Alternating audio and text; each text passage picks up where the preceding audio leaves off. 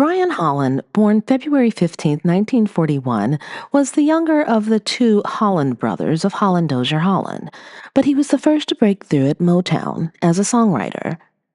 At the time, Eddie Holland was already signed to Motown as a singer, but Eddie later recalled a very pivotal moment. To be honest, I looked at a royalty statement and they made all the deductions, and my brother, he looked at his royalty statement, his eyes got big. He was only about 17 years old. I said, Brian, did you got money with that? He said, yeah. So I said, what do you, I said, let me see that. And I saw, I don't know, it was 17,000, 8,000. I said, oh my God. I said, I'm in the wrong business. Songwriting was where the real power was.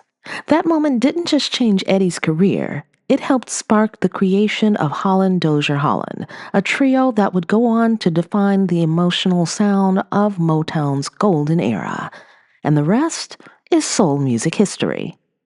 Please join me in wishing a very happy 85th birthday to Brian Holland of Holland Dozier Holland. That moment that helped give birth to Holland Dozier Holland created a team that would go on to define the 1960s Motown sound.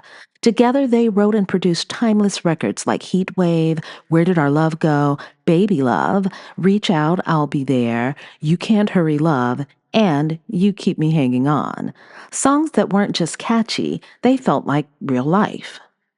And speaking of real life, so the other night I sang Stop in the Name of Love. I then asked the question, did people really know what was going on behind those lyrics, especially with Berry Gordy in the picture? I then learned that in Brian and Eddie's book, Come and Get These Memories, The Genius of Holland Dozier Holland, available on Amazon, Brian revealed that he and Diana Ross were in love. You talk about your relationship with Diana. Yes, I did. Tell us about it. First of all, I truly loved Diana Ross. Yeah. I was passionately in love with her, and she felt the same way I did. And so we had a great relationship for a long time. But it ended, for whatever reasons. Not rumored, not implied, in love. And when you sit with Brian Holland's words, knowing that love was real, it changes how you hear those songs.